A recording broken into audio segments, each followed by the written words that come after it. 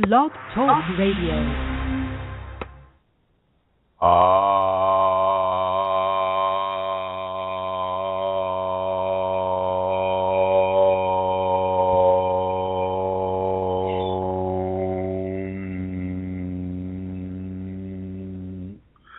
Hello, everyone, and welcome to this conversation about your Kundalini awakening experiences. My name is Chrism, and I am just going to dive right into this right now. Here we go.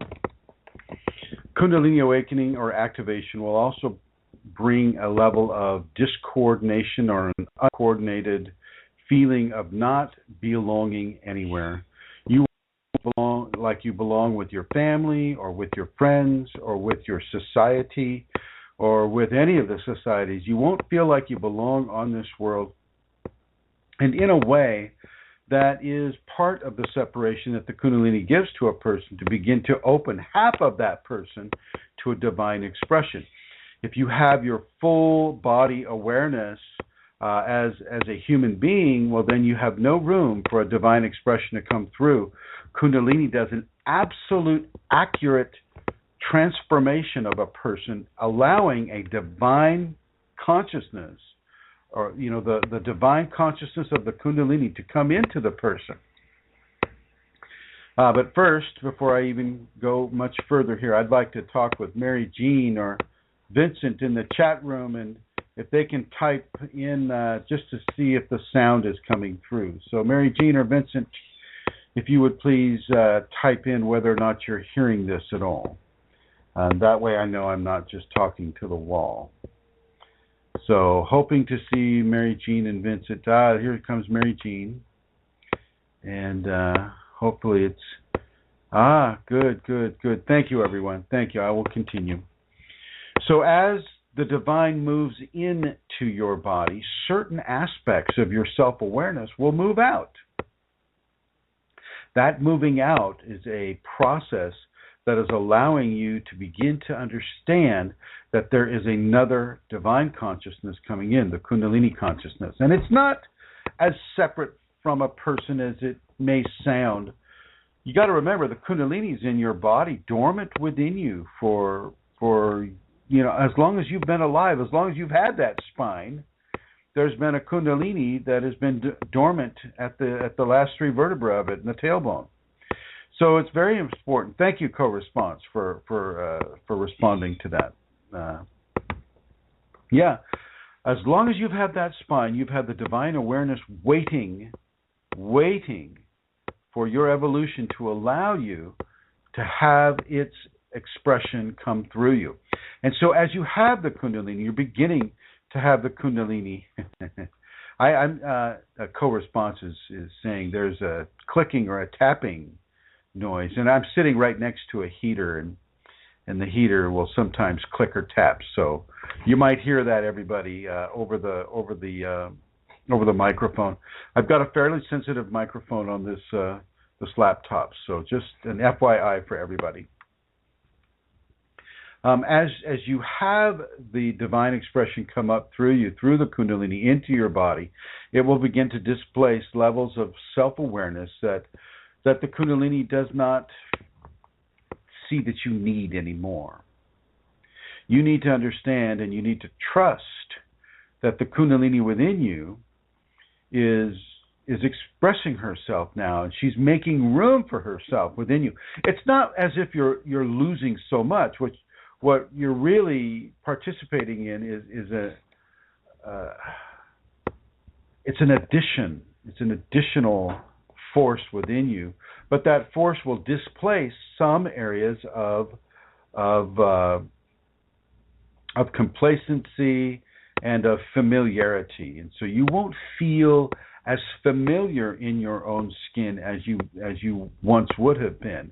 And that lack of familiarity can also translate into not feeling like you belong in your own skin, and not feeling like you belong to what is happening outside of you and inside of you. And so this can bring people into a form of uncomfortable. It's, what's wrong with me? I don't feel like I used to feel. I don't feel like I belong to this society or to this world or to the human race. And it's because technically you don't anymore. You belong to the semi-divine, to the divine human beings. And even though there's few of them right now, you're becoming one of them as the Kundalini comes up. The Kundalini has the agenda. Now, I have to back up a little bit because different people acquire different agendas from the Kundalini. So, for instance, if you're a martial artist and you're using exalted skill sets as a way to beat somebody or to win a championship or to win some sort of a battle or a competition, that will only take you so far within the Kundalini. That will not take you up into the higher ranges, because it is being used as the competition. It is being used as a way of taking something from someone else and giving it to yourself by brute force or by other means that are less of a surrender and more of an attack. And so within the martial artist understandings, that you can have the Kundalini as a martial artist, but it'll only come up a certain way, unless, of course, the martial artist, chooses to go into a deeply spiritual commitment within the Kundalini, with themselves, and that, of course, can broaden their experience with it. The other thing would be, say, you have the Kundalini and you're taking meds to try to control it. You're taking lithium, or you're taking, Wellbutrin, or some sort of a drug, probably an SSRI, that is designed to carve new channels into your brain. Those people, will typically not be able to go very far with the Kundalini. In a way, the medicines themselves form a kind of chemical cage that the person has a difficult time getting out of, especially if it's an SSRI that can form a physical addiction. So you want to be careful with regards to how you're approaching Kundalini. And if your Kundalini is already awake, what levels of surrender are you engaging? You can feel like you don't belong, but you're still here. You can feel like you don't fit in, but you're still here. Okay? You can feel, any number of ways with the Kundalini as she begins to purge your system of inadequacies that no longer serve you or the divine coming within you. My experience with the Kundalini is that the Kundalini is a stage of evolution that the human being will eventually go through. And that means each human being will eventually go through the Kundalini in order to reach homo luminosus or divine human, semi-divine human. And it's very important for a person to understand that this is a real thing. This is not made up. This is not some fantasy land where, Master Chrism is just going on and on and on about the Kundalini and I get to be semi-divine now. Just call me Hercules. And it's not that. It's not that at all. And yet it is.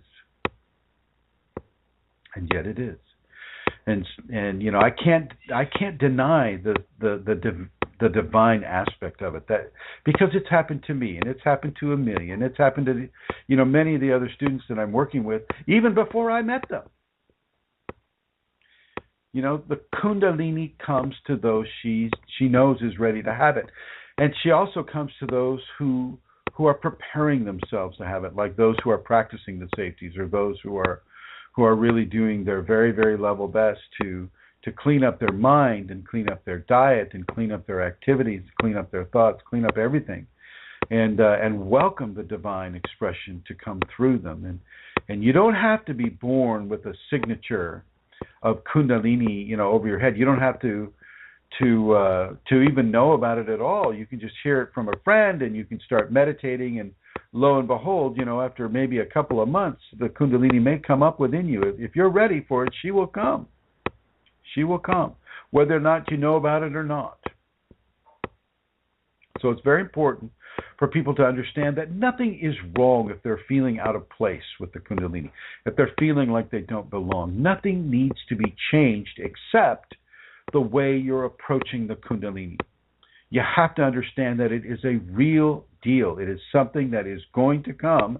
If it's already activated within you and you're nurturing it, it's going to continue to grow, and it's going to continue to display certain elements of your egoistic consciousness And as those elements are displaced, you're going to feel like you don't belong, like you don't feel like you fit in, as I've described earlier, in this conversation. So really, really, really look at this, folks. Really begin to turn your mind inward, turn your eyes inward, and release yourself into the hands of the Kundalini. Release yourself into the heart of the divine that is beginning to express itself through you. Do not be afraid of this. This is normal. This is a natural part of the evolutionary content of humanity, and it's something that really is the most beautiful thing that would ever happen to a person. And yet within that beauty and within that grace, you have certain elements that need to come out. And most of these elements are going to be born of the ego within you. Fear is one of the elements that will get moved out. Fear, lack of trust will get moved out because the Kundalini in many ways will force you to trust her. I mean, think about it. You have no reference points for, say, what the Kundalini is doing with you, and all of a sudden you start floating above your couch, i.e. in levitation, without even having to try, and you know that, wow, that's one heck of a reference point. Okay? So I want people to understand that. I want people to really begin to grasp what it is that they are having within them when they have the Kundalini. And I'm going to go over and welcome my co-host. I must say that myself and Santara and Brooke and Magdalene and many, many different people are getting ready to go on an ayahuasca journey into the Peruvian highlands, i.e. around Cusco. And so we're all gathered around. Matter of fact, I have a house full of people right now that are indeed, and one's coming in on an airplane a little later on in the show, and so we are getting ready. And I just want to say that next week there will be no show because we will be in Peru exploring our Kundalini vis-a-vis the ayahuasca, and so no show for next week. I just want Atlantis Seeker and Mary Jean and Phil Peruva and Vincent and co-response to understand that next week we will not be a show, and I'm going to introduce my co-host right now, Amelia Santara. Hi, Amelia. Hi, Chrism. Can I be heard? Just check if I can be heard from here. Okay. Can I be heard from here? Can you just get that See, going? It's going to... Okay. All right. Okay. Okay, here I am then. Is this okay? Again, in the chat room, please leave us know. There might be an echo, yeah. Yeah, we'll only miss that next week. Okay, so, you want to go in the next room? Are you getting an echo? No, I'm getting none. Okay, you don't have to yell. Is it okay in the chat room? It seems to be, so we'll see. Everybody in the chat room, can you let us know if we're getting an echo? Amelia, I believe you have collected some questions. I certainly have, Chris. And before I do that, though, I would like to just give people the address that they can go to if they would like to make a donation to the work that Chrism does on Kundalini Awakening Systems. The place you can go is www.chrism-kundalini.blogspot.com. And there on the right-hand side, I think you will find the donate button. So thank you all very much for that. And I will go now straight to the questions, Chrism. The first question is, what is Satori or Samadhi? Well, that's two different things. Satori and Samadhi are two very, very different things. So I'll just pick one. Samadhi. Samadhi is one of the elevated states of consciousness that the Kundalini will bring to a person. It is one of the higher ones. Samadhi and it's living in a state of ecstatic awareness And so samadhi is just basically the Sanskrit term of what I just said. Basically living in a state of ecstasy, and that can feel amazingly beautiful, and words really cannot provide a clear, truthful description of what samadhi, a person with samadhi is experiencing. It's beyond words. In many ways, samadhi can be the union with the divine, and that union is just amazingly beautiful and joyful and pleasurable and all of these things at the same time. It's a very, very powerful position. So yeah, samadhi is that way. Over. Okay, thank you. Next question. Does awakening happen in that above state, or is it irrespective of it? Wait. I wonder if I have to put you on the red. Do I have to put you in the red?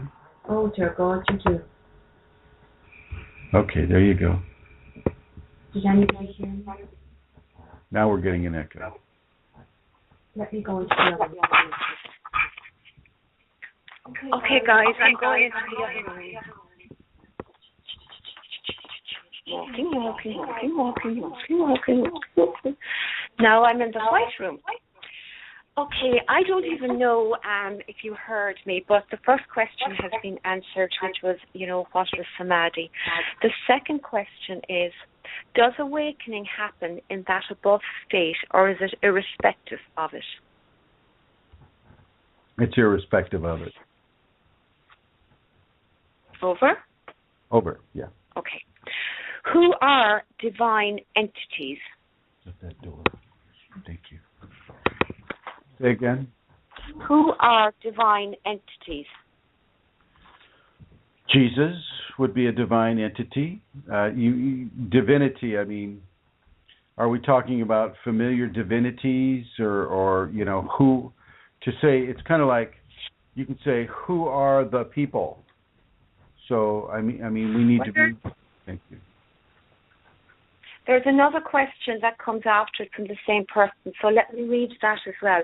Are gods and goddesses from different cultures aliens or from different dimensions, and are they divine entities? Yes. Over. Amelia, you don't need to shout into that phone. I can hear you into this room here. I'm actually being very, very gentle here, believe it or not. Good. I'm not shouting at all. Okay, next question.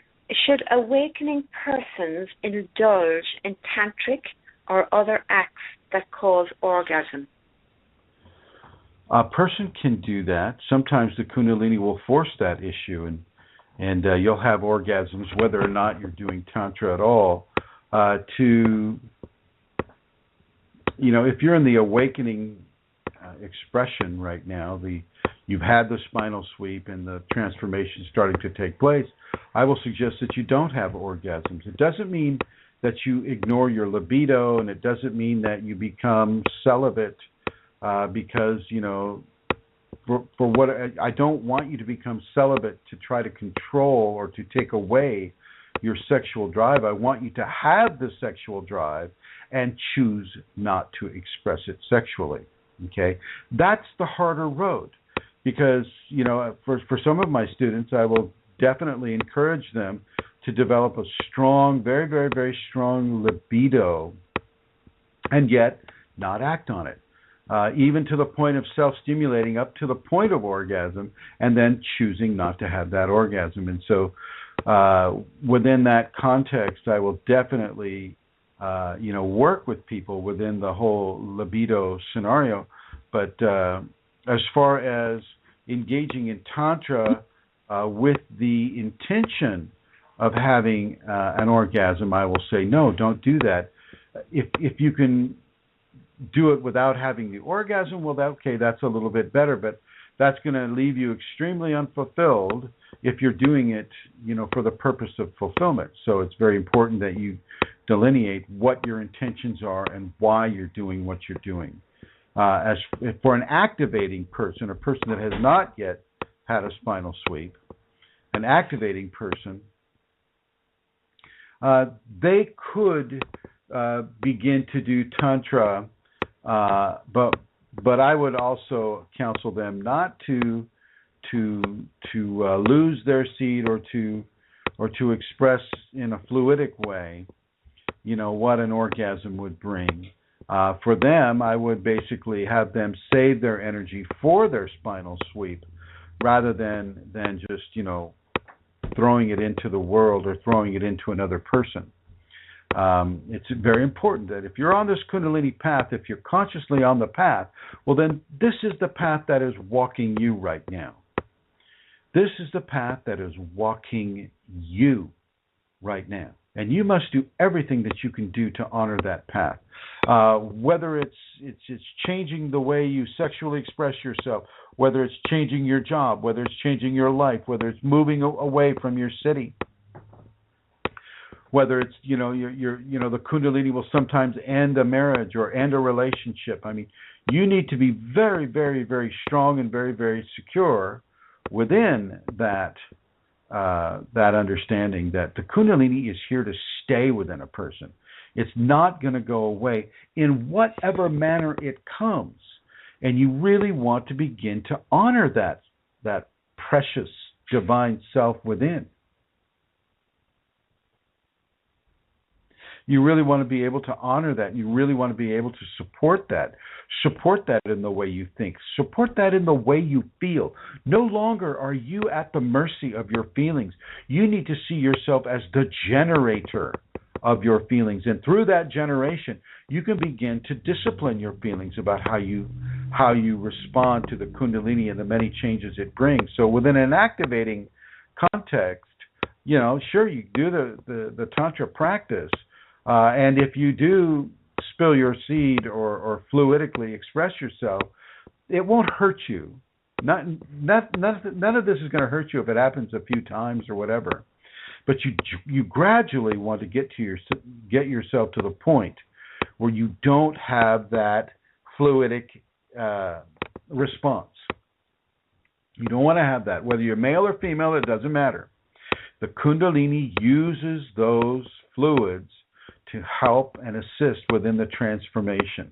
She uses the power of the libido to help and assist within your transformation. And so I will counsel you not to do the Tantra work in a fluidically expressive format.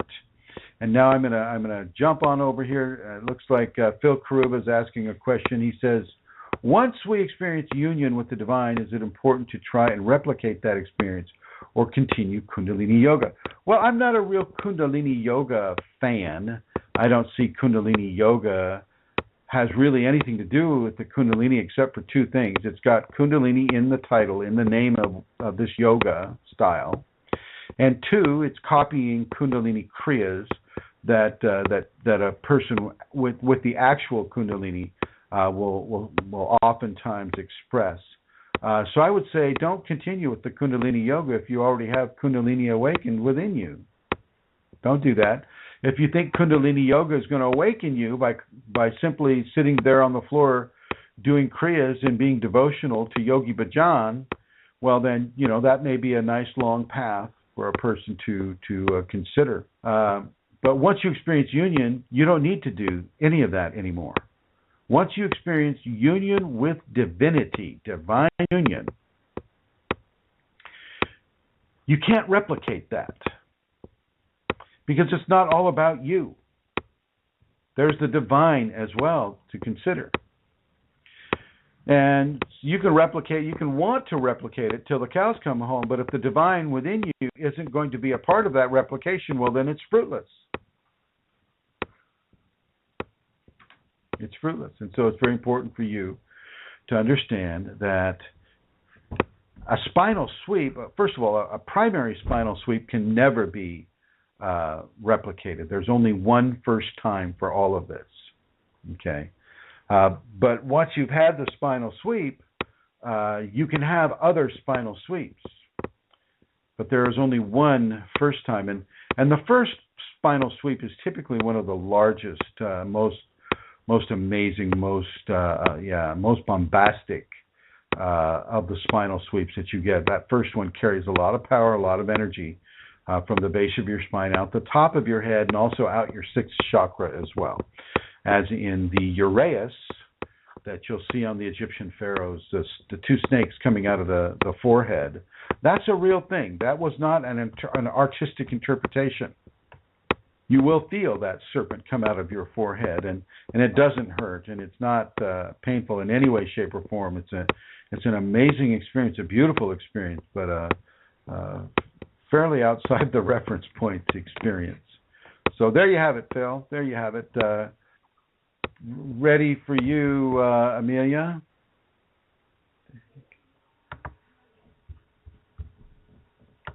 Can't hear you. Oh, God, here we are. Try again. Can you close the door, please? Talk into your microphone. You're red. Can't hear you. All right. Well, we'll just continue, and feel free to pop in, Amelia, whenever you feel that like you're being heard here. Why can't you hear me, I wonder? Will I ask the question here? Sure. Can you turn the headphones off then? Take them off so we're not getting an echo? Can a person balance karma in the dream state? For example, if I have a dream and I am robbed or pickpocketed, I feel very sad. I may not have been cheated in real life, but I experience it in the dream state. Does that balance karma? Yeah, you can balance karma in the dream state for sure. If somebody does something wrong to you, and such as you mentioned, pickpocketed or whatever, you can definitely forgive that person in the dream state, and it will carry quite a punch. But the nice thing to do is that if you find yourself in the dream state, being confronted with, do I balance this karma or I don't, and you choose to balance the karma and be forgiving and be tolerant, be understanding, compassionate for that person, bring it into the waking expression as well. Do not just leave it within the dream expression. And I'm going to come on over here to a person named Co-Response. And here's the question. It says, what role does the Kundalini play? And they continue, that is, does it exist for itself, needing humans for her to ascend, to meet and combine with Shiva force, or is it for humanoids to have the opportunity for this divine grace to merge us in? I don't see a difference between the two, Co-Response. The role of the Kundalini is an evolutionary role in my experience with it, and it is definitely there to bring us into the divine realm, to take us from Homo sapien 5 sense only, and bring us into levels of like 100 senses, or however many senses that divinity has. This is what it is there to do. It doesn't necessarily care about Shiva, doesn't necessarily care about any religious symbolism. It doesn't it doesn't really adhere to one specific religion. And so for it to exist, to meet and combine with Shiva, well, it can meet and combine with the cosmic forces that come from above. I mean, it's not necessary to combine it with a religious thing. Or is it for humanoids to have the opportunity for this divine grace to merge us in? Yes, I would say that is far more appropriate and understanding for the Kundalini. The Kundalini also has an agenda for each person. It's not for humanity. It's for that individual person. So the Kundalini has an agenda for Chrism, and that agenda for Chrism is whatever unique scenario that she has for each individual. And so I will say, if I could, here it is. I will say that Kundalini is there for evolution, for spiritual evolution. Does it exist for itself? It already exists. So it exists for itself and anything else that it comes in contact to. So I mean, it's not. It doesn't exist to give us shade from the sun. Okay, and he says, I guess, what for? To what end? Spiritual evolution, the merging with divine grace, is the ultimate goal of the Kundalini, at least within the parameters of divine flesh. It's to merge with grace and allow that species, that new species of a Homo luminosus or divine human, semi-divine human, to exist and to begin to populate this planet, that we can perhaps begin to reverse some of the damage that has occurred here. And by reversing that damage, we reverse some karma, and by reversing that karma, we free a lot of others from their imprisonment within it. And you're most welcome, co-response. And Amelia Santara. Here I am, Chrism. I have another question for you. Okay. And here it is. 2 weeks ago, I did 3 days fasting, a Kundalini meditation. After that, I felt pains in my head and forehead, very painful, and my third eye chakra is a bit vibrating. Why does this happen, and what do I have to do? Well, it happened because you went on a fast. Hello? Did they go on a fast? Yeah, it would seem so. A fasting Kundalini meditation, yes. A fasting Kundalini meditation. Now, what is that? You're fasting there and you're going Kundalini, Kundalini, Kundalini, Kundalini. What is that? I see that. Yeah. I mean, I think they're just assuming that everybody knows what Kundalini meditation or exercise that they're doing. Are you doing the 5 Tibetans? Are you following the safeties? Is this a Kundalini yoga thing? There's more that needs to be done. But typically, when a person does fast and they're cold turkeying it, they're not going down gradually with it. You can definitely receive a headache. You can definitely have some aches and pains due to that sudden withdrawal of nutrition from the body that's used to having it every day. I would be surprised if you didn't have a headache or some other type of level of anxiety. The body will produce anxiety within the person if it doesn't have sugar. We're so addicted to sugar. So if we don't have our sugar, well, then we're going to go into levels of anxiety and irritation and short-temperedness. And so, it's the very fact that you're on a fast will produce those results, whether it's with your Kundalini exercise, whatever it is that means, or if you're just a regular person on the street, not even looking at Kundalini, and they just say, I'll just go on a fast today. Well, boom. They might start having that headache in the next couple of days. It's a normal thing. Don't worry about it.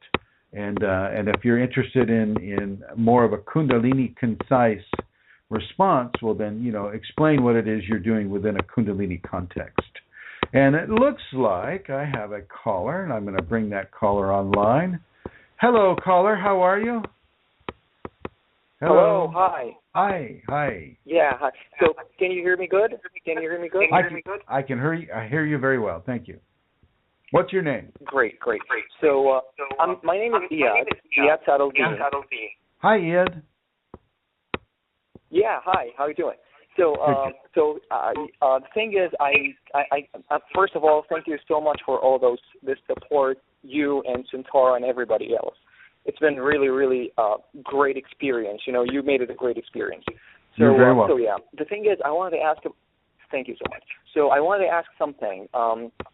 So lately, after my awakening, before my awakening, I was like very, I'm a medical student and like very strong and like very successful and like I would be like impressing everybody else.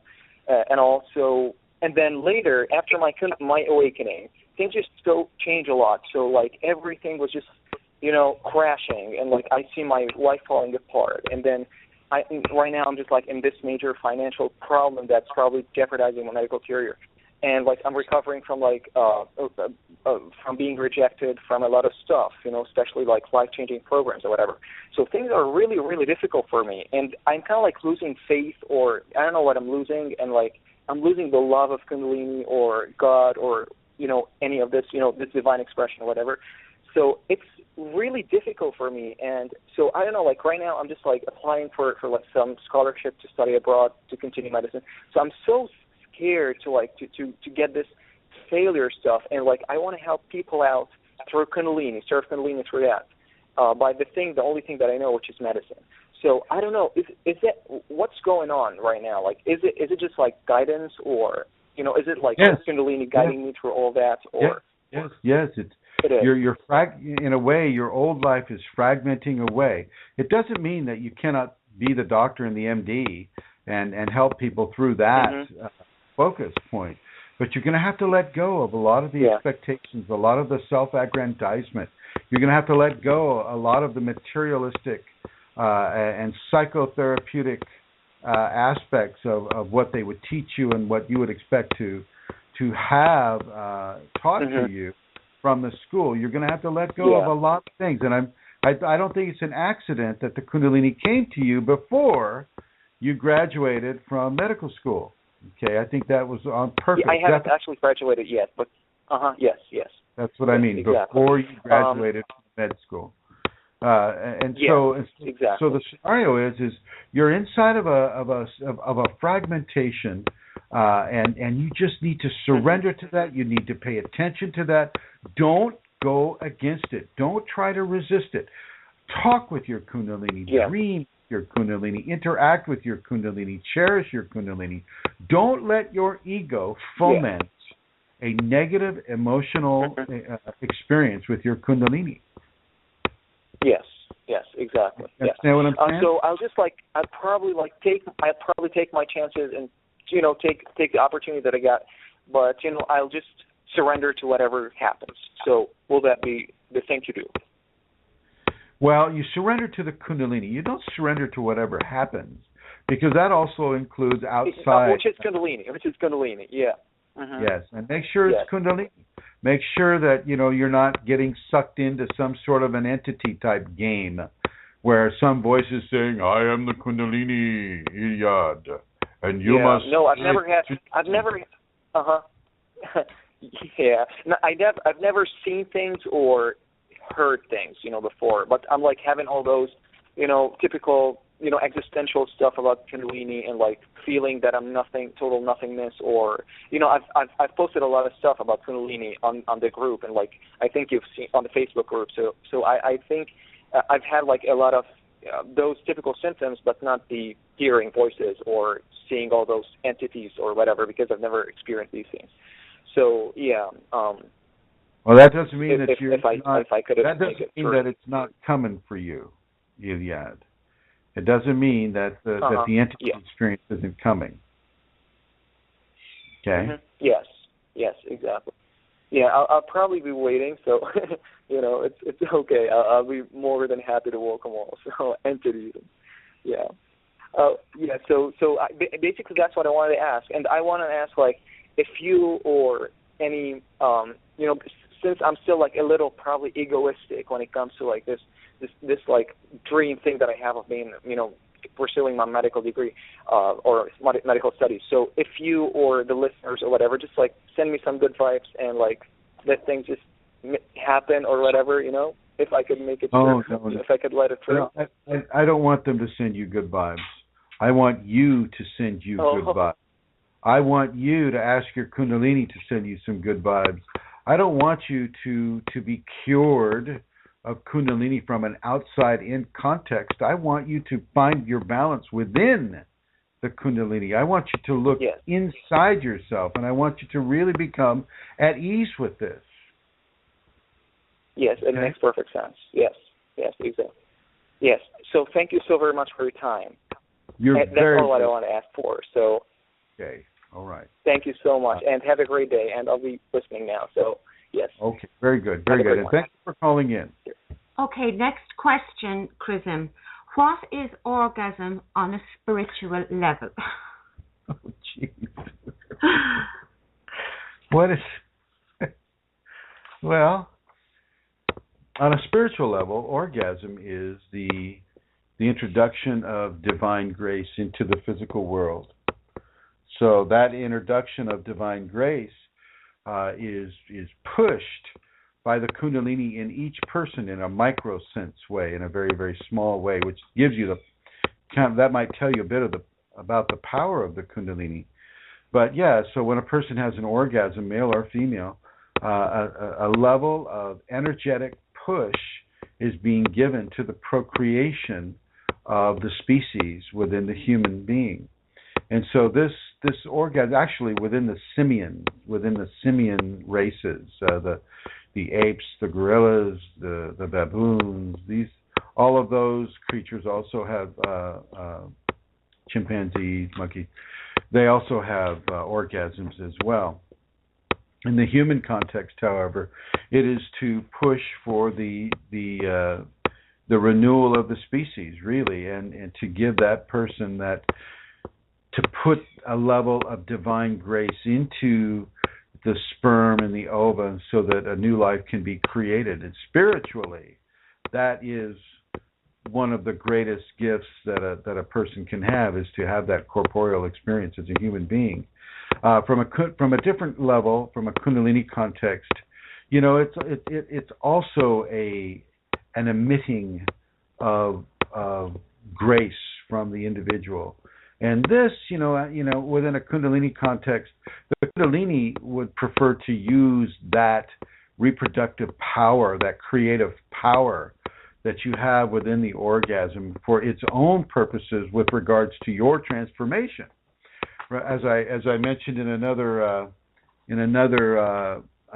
answer to a post, it's necessary for the survival of the species, but the Kundalini also sees it as necessary for the transformation of the species. So in a way, a very similar process is taking place when we procreate as to when we transform vis-a-vis the Kundalini. So in both ways, it is that expression of grace through the body physical that allows us to begin to approach those areas. Over. Chrism, can you speak about the hammer? Somebody wrote on the group that the sound that was made, that you spoke about before, was happening to her, and she would like to hear a little bit more about that. Oh, sure. The hammer's at the base of the skull, and it's an energetic modulator, so that certain types of energies that try to come into the seventh chakra will be mitigated either away or lowered in their potential, so that the person isn't damaged in these very sensitive areas on the seventh chakra. And the hammer is a natural organ that is there just for that purpose. And when you feel it happening, you may feel the energies coming up the spine, and you'll feel it very strongly. And all of a sudden, at the base of your spine, you may hear and feel something that's going like this. You'll feel that little hammer just hammering away at that energy, kicking down its power, or kicking down its frequency, or doing something or another that allows that energy to come in without damaging the human being. Over. Okay, thank you, Chrism. Next question. About 2 weeks ago, I dislocated my jaw. Go ahead. Okay.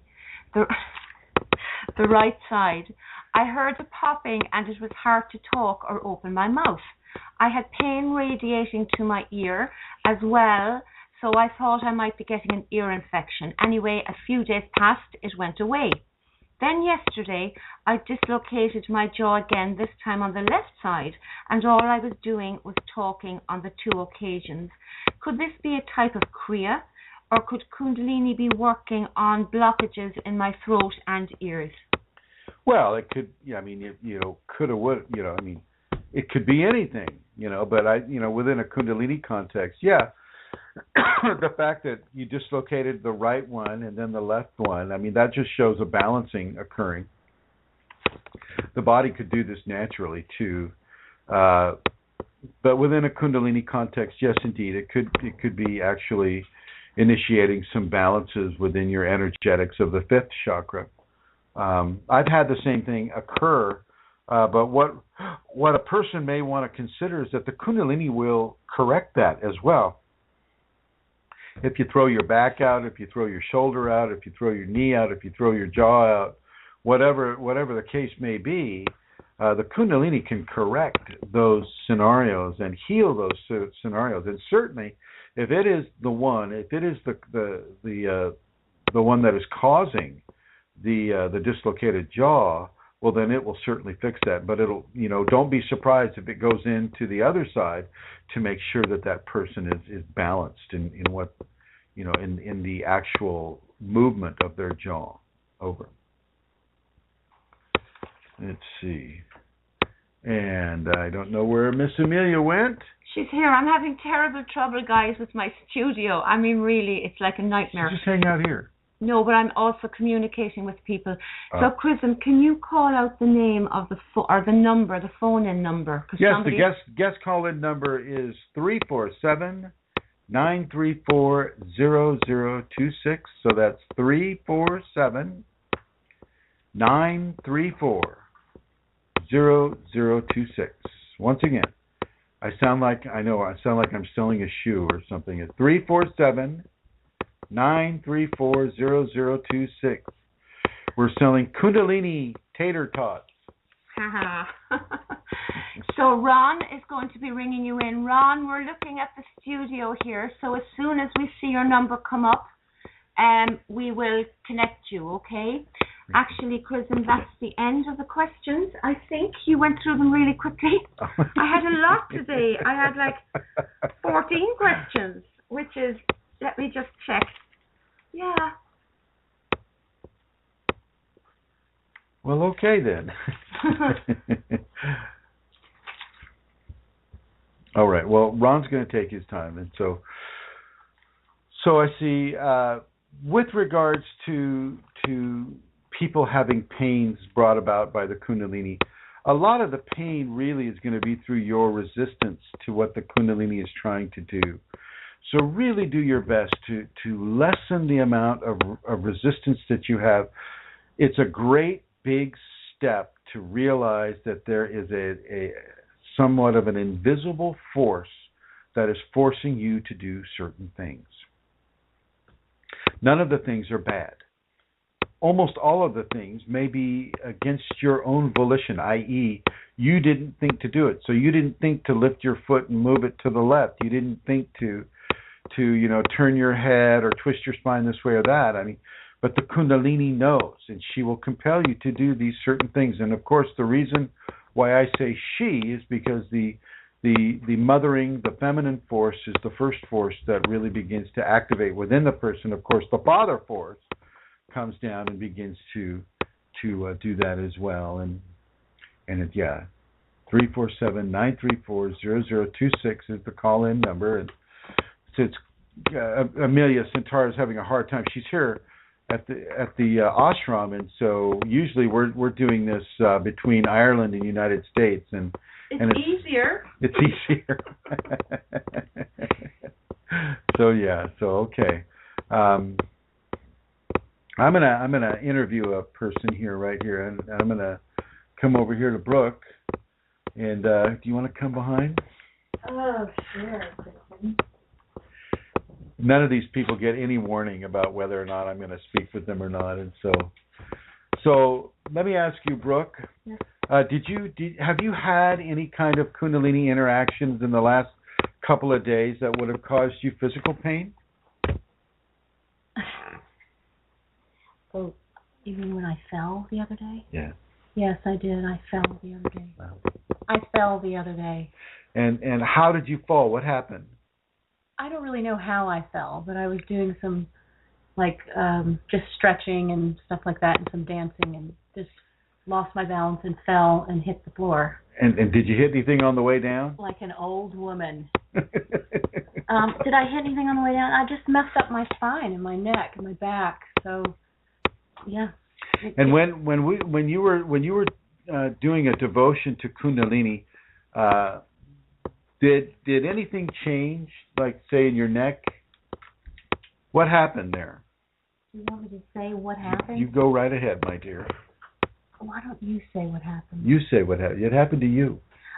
Well, which part are you actually wanting me to, like? The neck. That it straightened out? Yeah. Okay, it straightened out. And what caused it to straighten out? Kundalini went inside the neck and began to manipulate and you could feel it. Out. You could feel it, right? Well, yeah. Yeah. So thank you, Brooke. Yeah. And so as Brooke was saying, she fell. Not that all old women fall, but she fell and she twitched. She hurt her shoulders and her neck and her spine. And while we were doing devotion, the Kundalini slipped right into her neck. Right at that moment, I got to see it occur, folks. You can see this occur. And it slipped right into her neck, and it lodged in her neck, and it began to repair the damage that her fall created on her neck. But you'll notice it didn't do that to every part of her, but it certainly did it to her neck, and I was a blessed witness to that. And thank you, Brooke, for relating that. Now I'm going to come over to Ron. Ron, who is phoning in. Hello, Ron. Good evening, sir. How are you? Very well. How are you? Oh, I'm okay. I'm calling with a question of my own tonight. Glad I got through. Thank you for calling in. How may I help you? Yes, well, I'm a 33-year-old male. Just getting right to it. I have noticed in the past 3 or 4 years now concerning relationships that I've been getting into. In the later parts of the winter or in the darker days, I guess it could kind of be fair to say that I'm seeing myself in a pattern of becoming single, and it's not by my own choice to say, it's by see, this is where I need your help, sir, because I'm not even 100% sure what I'm trying to identify with myself. It just seems as though do you have the Kundalini, Ron? Yes, sir. How do you know that? It's not full fold. I am in the just awakening phases. And what does that mean? What's happened to you in the past? What are your symptoms?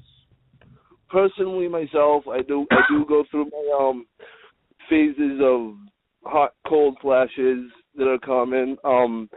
About a year ago, it was a spontaneous, I will say that. I had some spontaneous activity going on. I was in a store one day right after some occurrences, and the light permeation out from the head took place. That and according to that, I don't know a lot about that, but there are certain things that I intuitively know and that I just sense on my own levels. Certain the different perceptions that come with certain things. I don't have all of my definitions down, though. As like I said, I'm in like the beginning of a lot of all of this. Have you had a spinal sweep? I had 2 of those, though the first one didn't go all the way down. My 2 were top bottom. Oh, I see. Okay. And from what I've heard, those are rather different than the regular. Yep, they have a different deal. All right. Now, with that in mind, and you say that your relationships are changing, is that what you're saying? Yes, I'm just becoming automatically more in tune, I guess, just in my own words, more in tune with myself, not get too personal, but starting, to abstain more from sexual activity, if you will. Just seeing myself evolve as well, though, on the inside, and it's been the last couple of years that I feel I've kind of been getting this growing intuition that the more that I take these moments for myself during the winter or whenever it be, to abstain from certain things. It's like I feel I'm reserving a certain part of myself to transfer, I guess, certain energy, or how would you say that? Am I even saying it for an understanding to be clear? Well,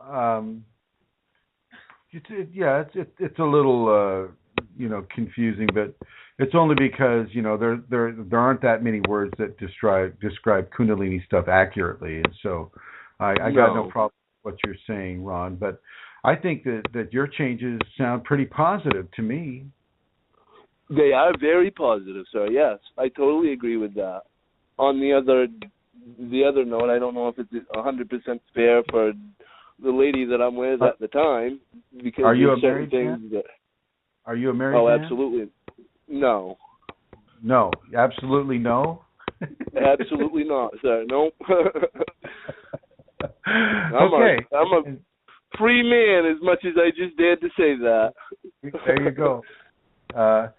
So with regards to this current love interest, then you find the Kundalini is changing your interest, or what's happening with regards to this current love interest? In regards to all of that, I guess it would be kind of like it does.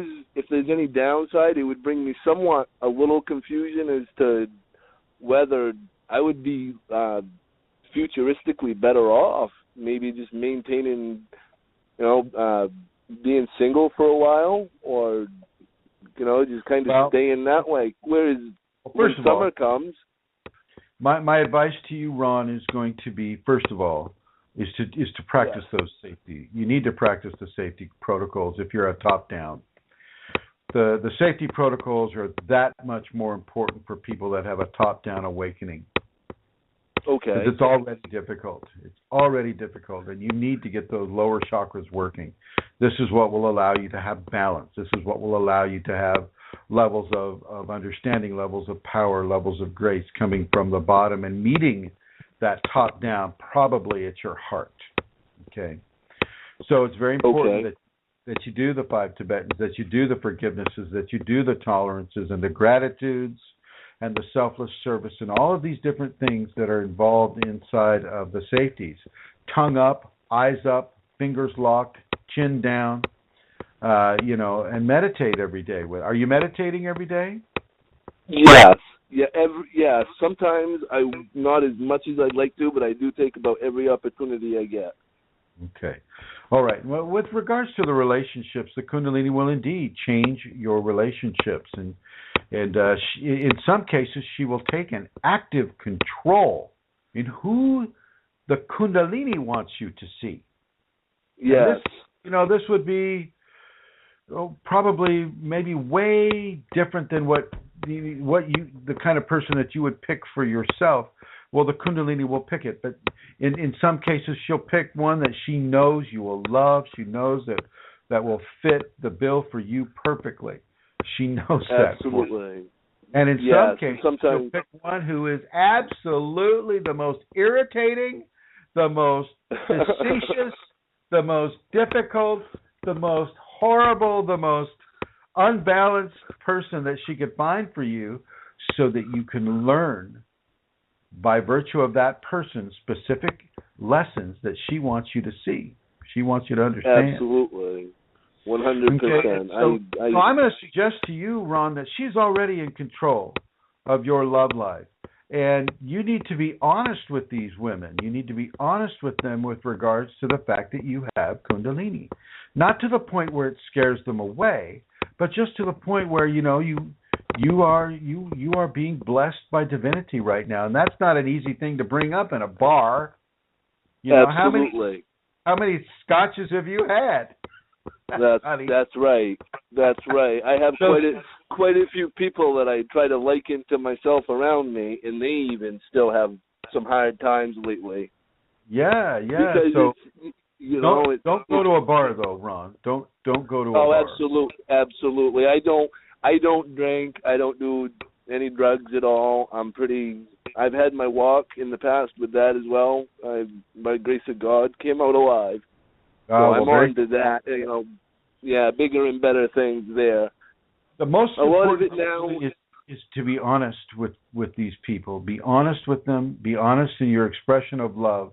Be honest in your expression of interest in how you want to go with them, and also, most importantly, be honest with your Kundalini. Is this the one?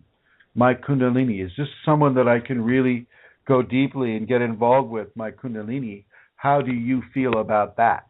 And let the Kundalini have a chance to respond as well, because often it will respond.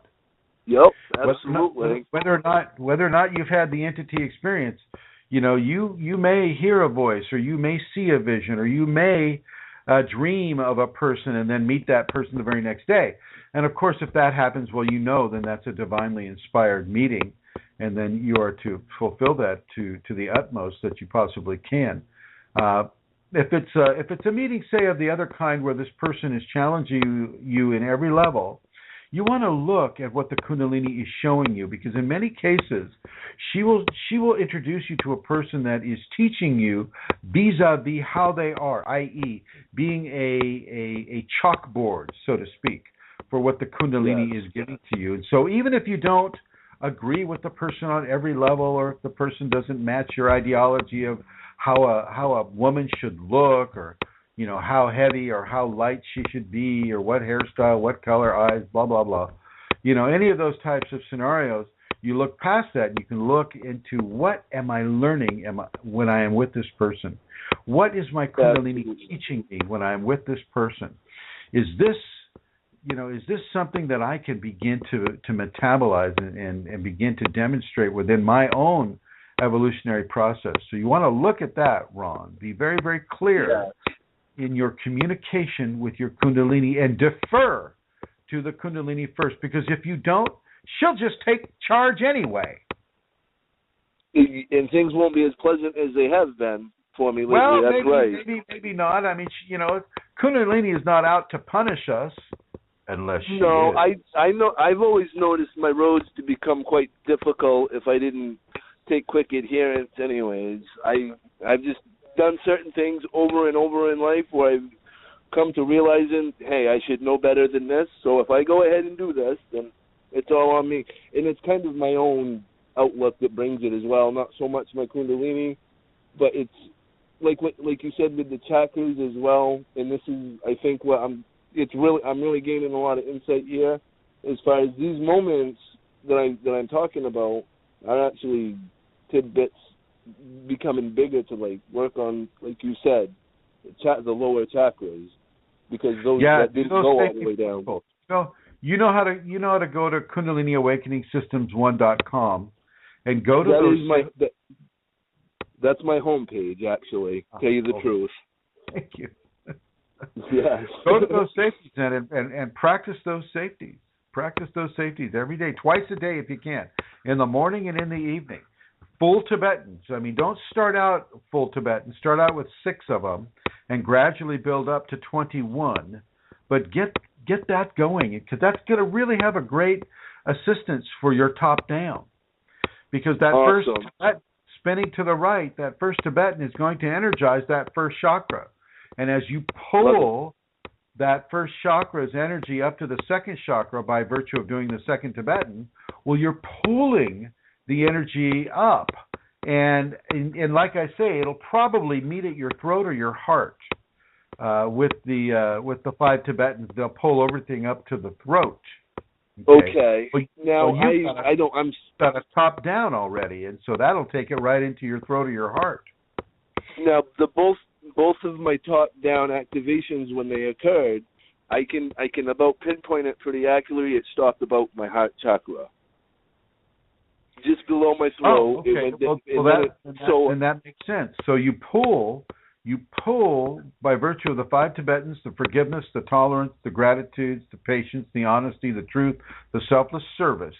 You pull that energy from the base of the spine to that heart, and then you'll probably get a pretty strong reaction. probably a Awesome. heart opening there. And, okay. and with regards to the ladies, go with love, go with truth, go with honesty, go with what the Kundalini is showing you. Don't Absolutely. resist whatsoever. Okay?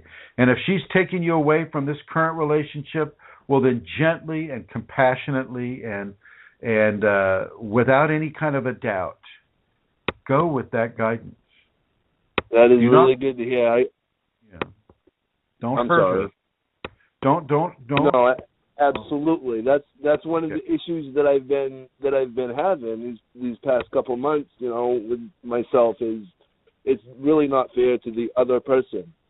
The other, you know what I mean? Because I can almost see it coming before it happens, and I'm able to kind of ready myself, whereas they may not be as in tune, because I don't know. They may not have that. What I would do if I were you, Ron, is I would put it to the Kundalini, bring to me that person which best suits your vision for me, and then accept that person that she brings you.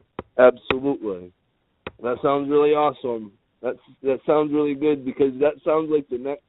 Again, I just have one more quick tidbit of your time. I wonder about the heart chakra, and is it good to spend as much time on the chakras as anyone can, or is it good to somewhat take breaks and maybe become grounded, say, if someone needs?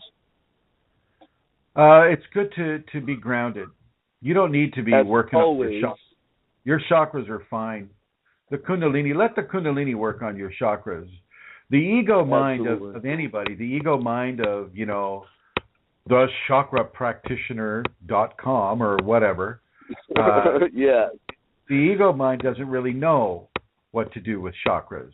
It wants to know, and in many cases it will pretend to know, but it doesn't know. The Kundalini knows.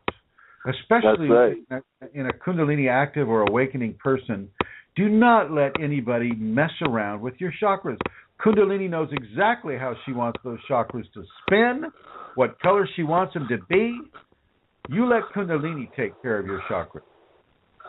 Absolutely. That sounds like the best idea for him anyways, because not getting into anything else, but a lot of my past consisted of psych meds, psychotherapy, and I just found my own experience to be kind of a vicious cycle. Well, it can be, but from now on, don't resist the Kundalini. Fully and actively engage the Kundalini and listen to what she's telling you through your own senses and through your dream life. Absolutely. Nothing you is accidental anymore. Nope, that's one thing I have found out. All things have a plan and purpose. There you go. That's right. Any other questions I can help you with, my friend? No, sir. That is the extent of my questioning. I really appreciate your time and everything. Well, thank you. And thank you, Amelia, for coordinating this with us. Appreciate it very much. Well, I thank everyone involved. No doubt about it. All right, Ron. Thank you for calling. All right. We'll see you later. Okay. Okay, and it looks like we have a question that Mary Jean is typing, but I will go ahead and just repeat a little bit of that.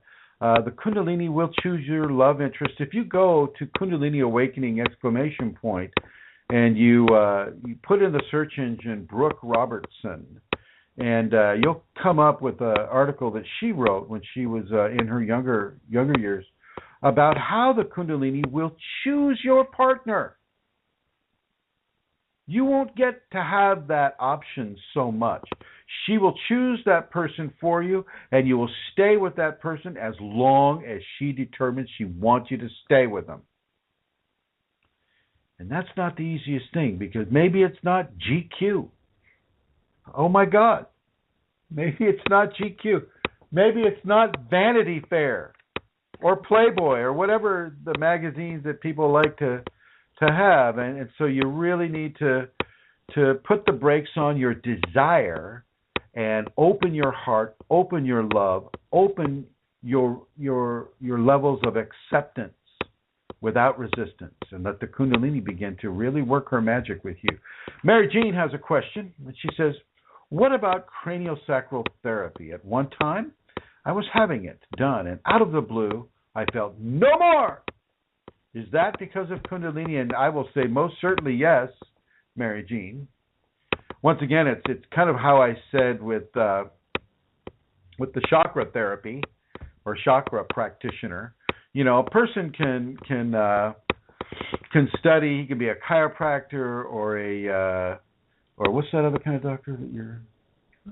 Osteopath, or thank you, or MD or whatever. But the Kundalini knows your body far more than any kind of a classically trained specialist would have. And so with craniosacral therapy, the Kundalini can say enough is enough. Okay, you've gone into this way too much now, and let's not do this anymore because it's not appropriate for you anymore. And so let's see here. I'm going to scroll back up here.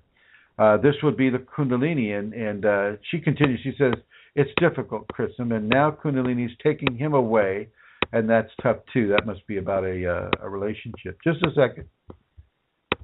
Just waiting for me to have my second sneeze here. Just a moment here.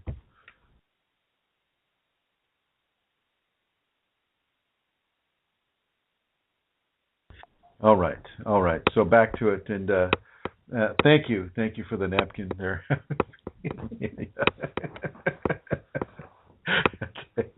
Okay. The second part is about relationships. Well, Mary Jean, if he is being taken away from you by your Kundalini, and if you're sure it's by your Kundalini, then don't resist it. Don't resist it at all. Excuse me a moment. Allow yourself to gently and lovingly detach for a time. It may not be forever, it may be forever. But the fact of the matter is you and your Kundalini are the most important things that the Kundalini is considering right now. Not you and spouse or boyfriend and the Kundalini. It's you and the Kundalini. And that takes priority over all relationships, even familial relationships. The Kundalini takes total priority over your family, over your friends, over your workmates, over your boss, over the general public.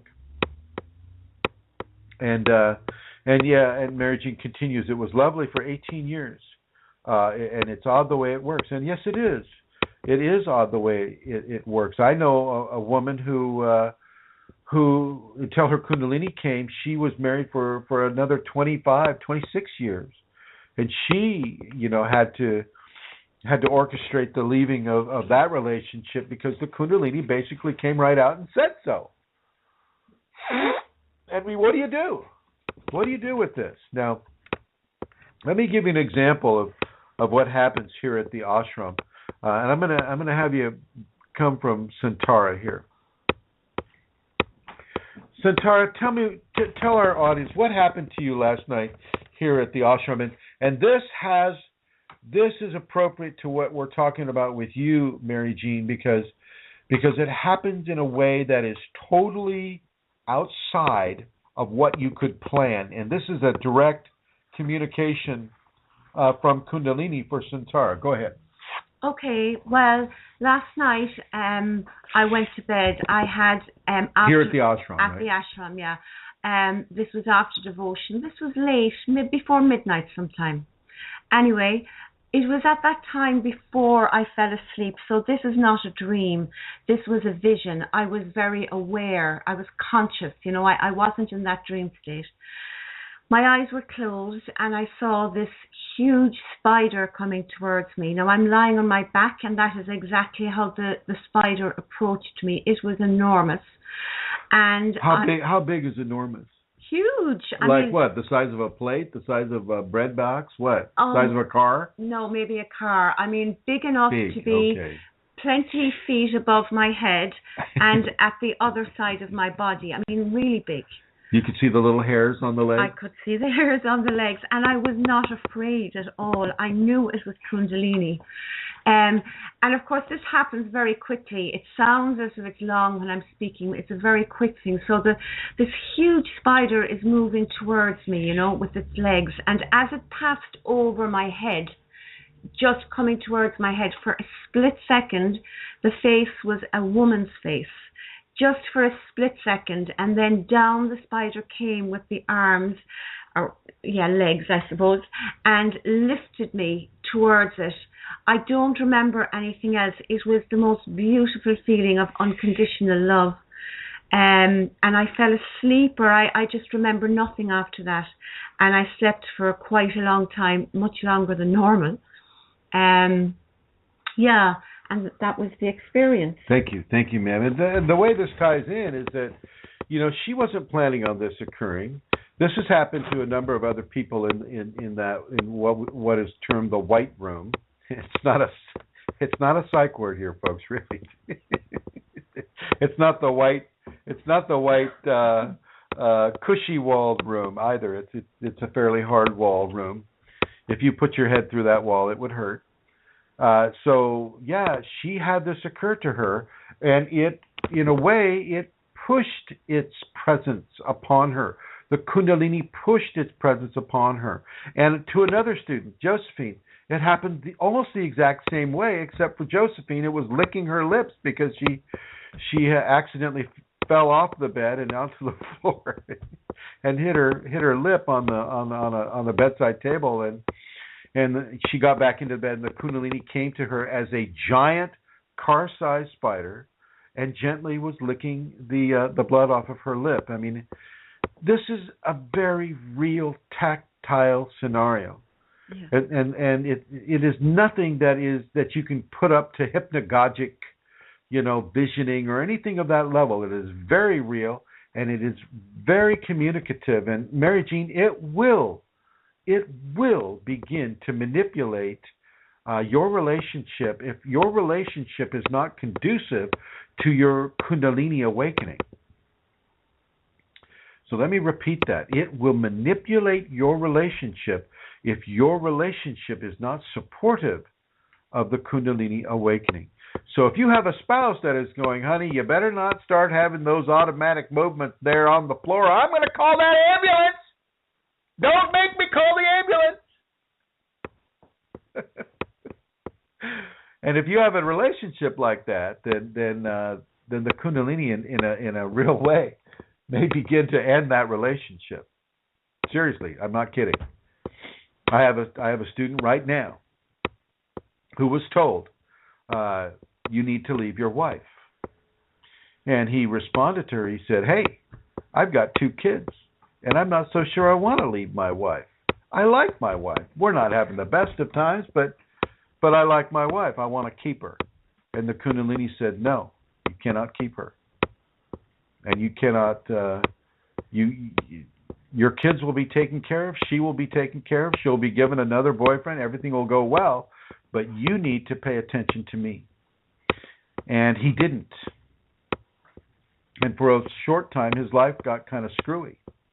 You know, he didn't feel good about himself. He didn't feel good about what was happening. He didn't feel good until he started to not resist the Kundalini. Once he stopped resisting the Kundalini, well, the Kundalini really kicked in and gave him some very, very, very strong knowledge about the reason why, and you know, the fact is that she's not able to metabolize his Kundalini awakening. In other words, she couldn't have him having Kundalini in the same household because it would scare her too badly. And she would try to have him, you know, put into a psychiatric care facility, and this is not, you know, what's envisioned for him. And so Mary Jean says, that's why I don't have a spouse. So there you have it. The Kundalini will control your relationships in a very, very real way. It will control who you date, who you see, who you happen to meet on the bus or happen to meet on the plane. It's funny, I find myself when I get on a plane, I'll be getting on a plane on the 12th here, and if it was a normal for me, like say to Ireland or to Switzerland or somewhere where I typically fly to, somebody strange is going to sit next to me, and I'm always curious to see who is that stranger that's going to sit in my radiance. And I've had ministers sit next to me. I've had psychotherapists sit next to me. I've had clergy and other kinds of ministers, sit next to me, and just people who just, I don't ever mention the Kundalini until they ask me what I do, and then I say, oh, I help people with the Kundalini, and they say, what that? And I explain what that is to them, and then they open up, and I don't see it ever as being accidental. Certain people will be drawn to that radiance whether they know about radiance or not. Well, it's the same thing with relationships. Kundalini will draw specific people to you for your learning and for your continued acceptance of the Kundalini radiance to come through you, to grow that semi-divinity that you're becoming. Very important that you know this and that you understand this, and you don't take this as fantasy land. Now, I'm going to bring somebody else on here who doesn't know that she's going to be brought on. So here we go. Hi, Joey. Oh, hi. You're the lucky one.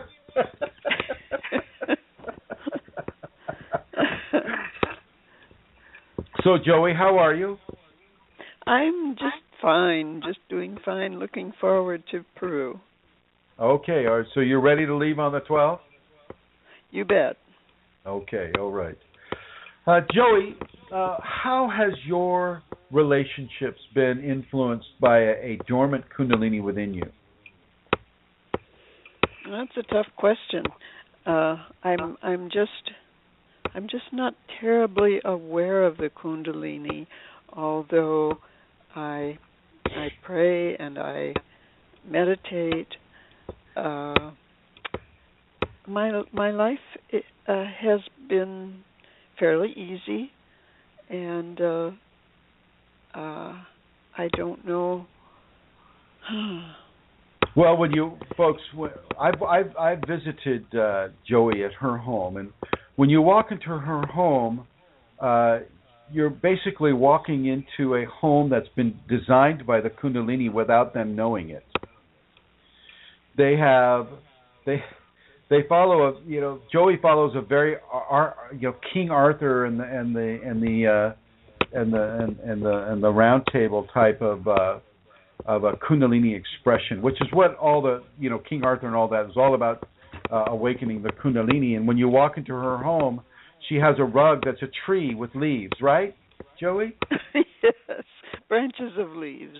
So you begin which I just love. I dearly love that rug. And she has swords on the wall, and she has sacred male and sacred female on the wall as actual chalk engravings of people from the actual, I guess, time period of King Arthur. And so, Joey, what even attracted you to come to the Kundalini in the first place? Curiosity. I had heard of Kundalini many times in my lifetime, but I'd never run across it. And never run across it? Well, not knowingly. That's an interesting term that you use.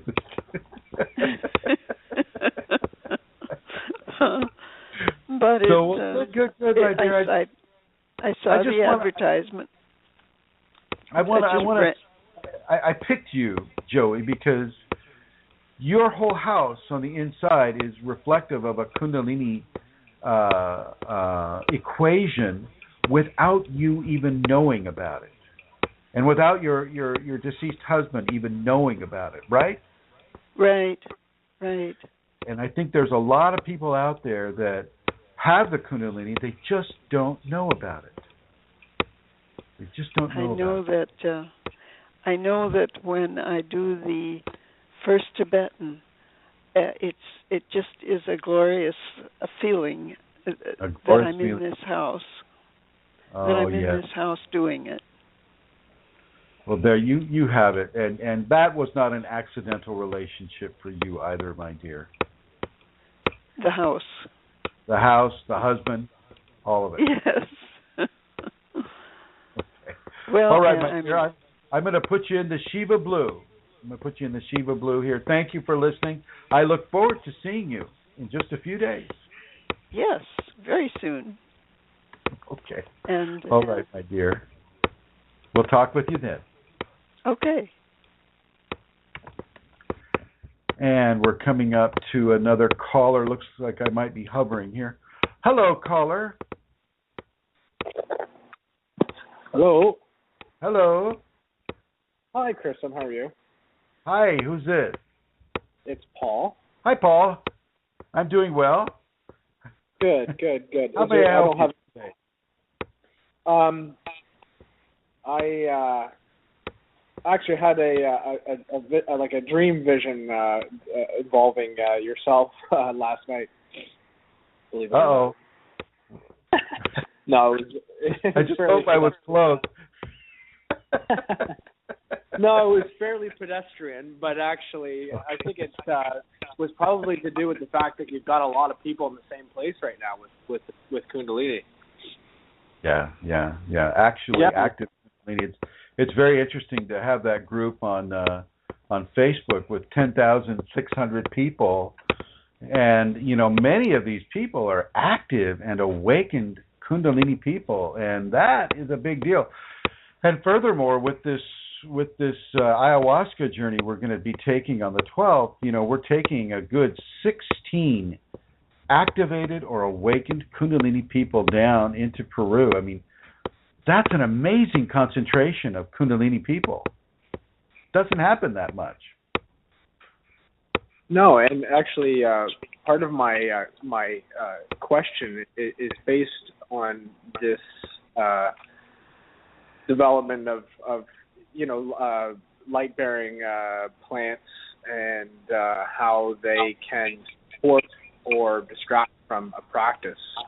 Given that you guys are going on this trip and we'll be experimenting with this substance, and I know that you've given another talk on light-bearing substances in the past, but what would your opinion be on the moderate use in a supporting way of cannabis with Kundalini?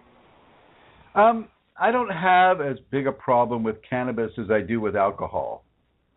I don't have as big a problem with cannabis as I do, say, with caffeine. Cannabis usage, if you're using it every night or every day, I don't care if you're just taking a puff or two, even if you live in Pennsylvania. That was for I don't mind it. I don't mind it so much, but it will have an effect on your Kundalini for sure, and it will for sure have an effect on your seventh chakra, your crown chakra.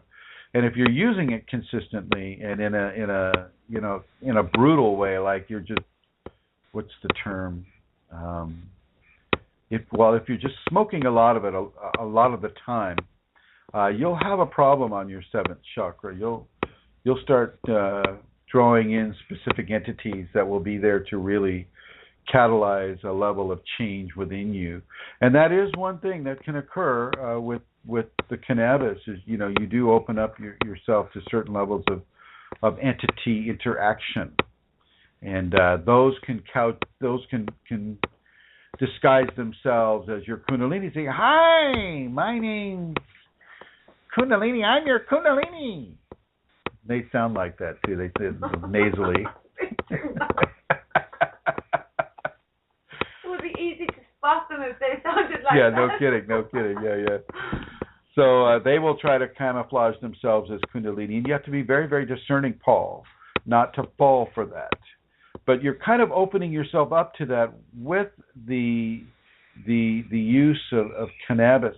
But from a physiological standpoint, I've got no problem with cannabis. We've got cannabinoid receptors in the brain, which tells us that our primate ancestors were fully conscious and using cannabis either as a food source or a spiritual source in some way, one way or another.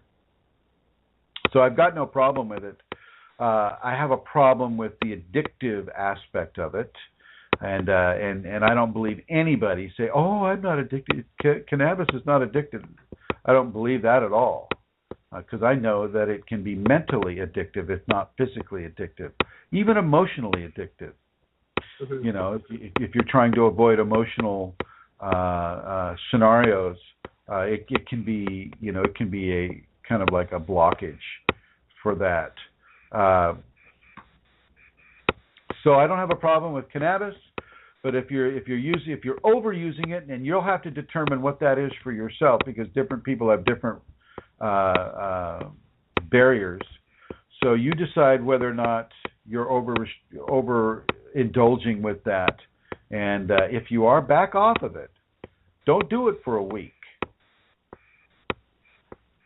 Are you doing any other exercises in conditioning towards Kundalini? Well, I do have active Kundalini and experience spinal sweeps and everything that's associated. And I do have a supporting practice around the meditation and the safety protocols. I followed your teaching for some time now. My condolences. Just kidding. So the only reason I bring it up as relevant is because I do find that it supports my practice in a certain sense, and I don't overdo it. You're right; it can be habit forming, but I don't. I think I have a fairly good handle on it. I just wanted to know what your opinion was as it relates to its interaction. Paul, I'm kind of a purist when it comes to this. To me, you shouldn't be taking anything that's going to interfere with your Kundalini. Now, that being said, I know that marijuana can actually open certain channels, like it'll have an effect upon the Ida and the Pingala, and it can actually open channels and bring people levels of Kundalini movement, especially if they already have the Kundalini up. So I know that. My initial experience was basically just basically intense concentration-based intellectual work when I was in an academic scenario.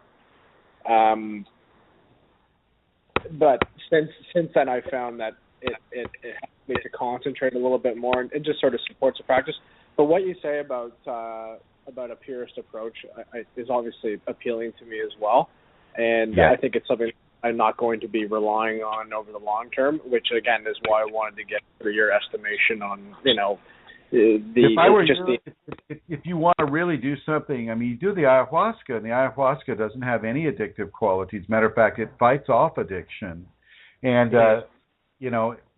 I have done the ayahuasca having awakened Kunalini, and I received the visions nicely. I felt a wave of nausea, and that just passed right by me. I didn't vomit or anything, and so and I know that that doesn't mean that you won't in the future. Like this trip going down there, I might spend some time over the bucket, but maybe not, because Kundalini does tend to change things. And I don't know that this has been done before, where we take where you're taking 16 active or awakened people into an ayahuasca environment. It'll be very interesting to see how people move with this, and how the Kundalini receives it or not. So if the Kundalini doesn't receive it very well, there's always Machu Picchu. It's very interesting. It's very interesting, this initiative. How come you're not going, Paul? How come you're not going, Paul? Well, what's up? You know what? How come? Basically, I emailed you not long ago because I was compelled to take some time off of work just to focus on myself and my energy, and figure out what my next steps are. And so that would actually kind of make me unavailable over the next few weeks. Sure. I already sort of took my ayahuasca journey right right at home. But I certainly would be interested in networking and connecting with you in the future. Like I say, I had a little bit of a dream episode that was the imagery was around me going somewhere and sort of knocking on a door and having you welcome me into some sort of physical setting. So it was interesting for sure. I don't have a flesh teacher. I just use you as my primary resource and guidance.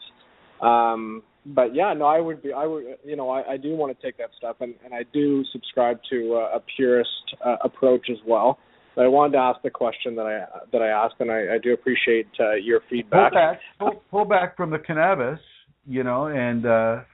and really start doing the 5 Tibetans twice a day with the other safeties too. Yeah. And why don't you? Did you get into any of the Shakti pots? I have never received a Shakti pot. That might spike things up a little more for you as well. Mm-hmm. It's the quarter. I've talked about the quarterly Shakti pots that I do. Thanks. I mean, my energy honestly is relatively spiked. I would describe it. Okay. But yeah, no, those types of interventions I'm sure are forward looking. I had one other question as it relates to sort of the longer view, and I don't want to take up too much time, but we have a little bit of an opportunity here, and you guys won't be on next week.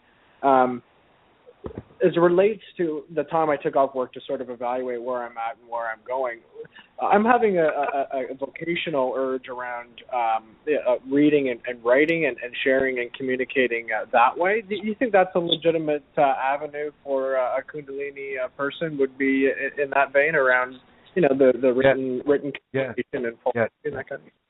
Yes, okay. Absolutely. You get. I think she's probably compelling you to write. Yes. So you write, my friend. Don't you resist that at all. You just write and write and write until your hands cramp up and you can't write anymore, and then rest up a little bit, then write some more. You know what? That sounds awesome. Okay. Yeah. Yeah. And feel free if you want to run some of those writings past me if they're not like too long. Have a look at them.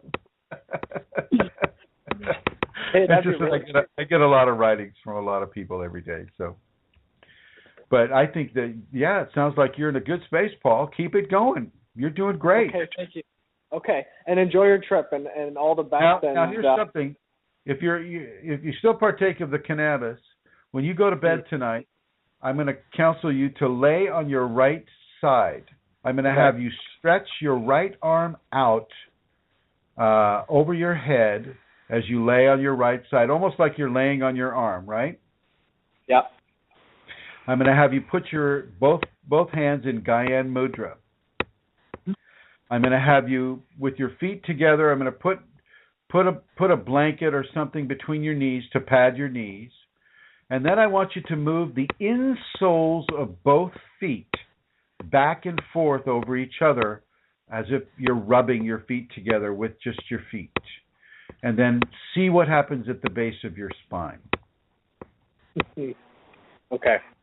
All right? Okay.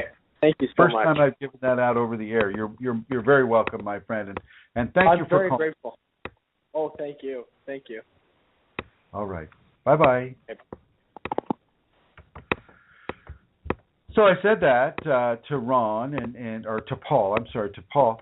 And I'll suggest that to everyone. You lay on your right side. You stretch that right arm out as if your head is laying on that right arm. Your other hand your left arm should be on your left hip, and you put something between your knees to cushion the knees, and then you rub the insoles of both feet together, almost like you're rubbing both big toes together. And that, in many cases, can stimulate a Kundalini energetic response that will flow from the base of the spine up to the top of the head. All right, now let's see. We have co-response writes, how to discern whether one is communicating with the K or with Mother Earth. Well, the Kundalini is Mother Earth, and the Mother Earth is Kunalini, sacred feminine, sacred Shakti. So you don't really need to discern. You just need to know for a fact that it's not an entity that is disguising itself in that way. And so, well, what a lively conversation we've had, and I really appreciate all the call-ins that have come in today, and I appreciate everybody in the chat room. And I'm going to go ahead and give now, I know many of you who are frequent listeners, you know all this stuff already, and I apologize for putting you through it. But for the new ones, they need to know that you can reach this level of Kundalini information at Chrism.Kundalini on YouTube. So you go to the YouTube network and you just type in Chrism.Kundalini and it'll bring you right to my page. And there's 333 videos that are free. You just go there and you just watch them. With regards to Facebook, we have Kundalini Awakening ! We have Kundalini Awakening Systems 2, Kundalini Awakening Systems 3. We have Kundalini People. We have Kundalini and Lyme's, because, Lyme's disease symptoms can resemble Kundalini symptoms in many, many cases. And I think that's a very important vector to explore. And Kundalini can heal Lyme's, and so there's that as well. We have Kundalini Healing. We have a Kundalini Healing public and private.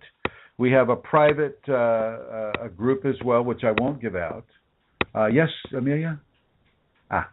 And we have a Temple Tantra page for people who are interested in discovering some more about temple activities. And we also have Kundalini Priestess. There's a page there called Kundalini Priestess that Brooke has put out there, and she has some excellent writings on that page as well. Atlanta Seeker is asking a question, and she says, do you think it was an accidental random result of natural selection that ayahuasca and psilocybin mushrooms enable us to access other realms, or do you see these as gifts divinely provided for this purpose? I'll say both. I won't. Well, maybe not both. I'd say it's a gift provided for that purpose. Certainly not psilocybin.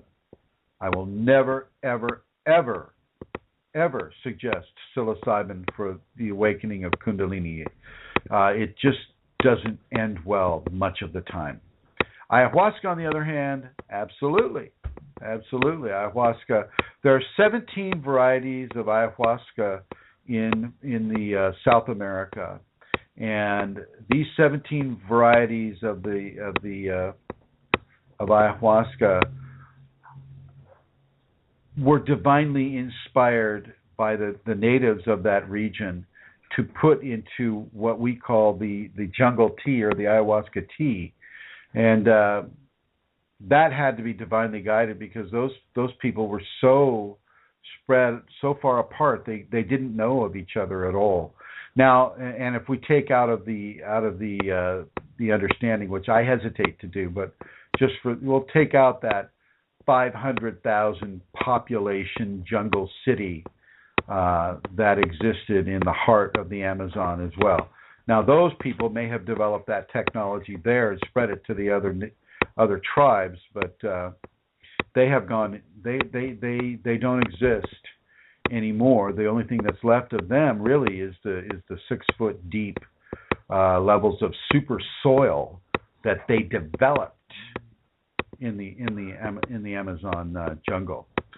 So I feel that ayahuasca and in some cases, I guess, psilocybin, not for Kundalini, but for other things. Don't get me wrong. I have done psilocybin 5 times. I know about psilocybin. It didn't blow the top of my head off, and it's actually quite enjoyable. But for Kundalini purposes, for searching for God, do not use psilocybin. You want to do that? Use ayahuasca instead. It's much safer.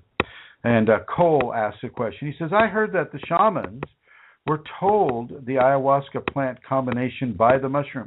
Well, that may very well be, but, with Kundalini people, in the West, it is a very, very, very, very dangerous scenario to awaken Kundalini with psilocybin. And Cole continues. This is when they were asked by Terence McKenna.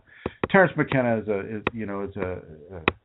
an author who did a lot of journeying through different light-bearing plants, and so he's considered an authority on the subject. But with regards to Kundalini, absolutely not. Absolutely not. Terence McKenna didn't have Kundalini. Not in an awakened or activated state, even though he did all those light-bearing plants. And so it is not necessarily a guarantee. For ayahuasca, it is far closer that the Kundalini will wake up. With psilocybin, it can wake up way too much. You can have the top of your head blown off, and then anything and everything that happens to be in that area that you're in comes to you, and you're able to see it. Nobody else can see it, but you're able to see it, and it can really ruin a person's life. I've worked with people that have had this psilocybic Kundalini response, and it's not pretty, and it's not pleasant, and I will not recommend it. So, there you have it. All right, everybody. I want to thank you for calling in. I want to thank you for listening in the chat room. I want to thank you for listening. Let me finish my the destinations on the Yahoo network. You can go to Kundalini Healing or Kundalini Awakening System 1 at Yahoo Groups. You can go to KundaliniAwakeningSeminars.com. You can go to any of the blogs. If you look for Chrism blogs, that will come up as well. Thank you, Atlantis Seeker. We will try to have an awesome trip. I think it'll be fun just to go with Kundalini people anywhere in the world. We could be going to, the neighborhood store and have a great time. So we are going to do that. I will miss all of you next week. All of you, and I that's the one downside, is that we don't get to have our tete-a-tete like we do every Wednesday. And I do want to thank John and Amelia O'Connor for sponsoring this program, for allowing this program to exist, and for Amelia, you guys just don't know how much work she does for you. That woman is already a saint. Okay? She's sitting in front of me right now. She's blushing and she's shaking her head and all this stuff, but it's true. Amelia works so very hard for everybody. She works hard on that Kundalini Awakening ! Group. This woman she is on your side. She is on your team, and she's an ace player. Let me tell you, he's an ace player. Co-response is he's adding a comment. He or she is adding a comment. Yes, have an excellent journey. Look forward to hear how it goes. Lots of love and good wishes, and thank you very much, co-response, for that. And I want to say thank you all for listening, and for those of you who have listened all these years, and for those of you like Paul, who have been using the teachings, and like Ron, who have been using the teachings for a while. Continue to use them, spread them around. Paul, definitely get your writing going, and that goes for anybody that has the Kundalini. If you're feeling compelled to write, well, you darn well better write. Don't resist the Kundalini in any way. And we will keep the groups updated. We'll be taking computers down there too, so we just couldn't guarantee our internet capacity down there.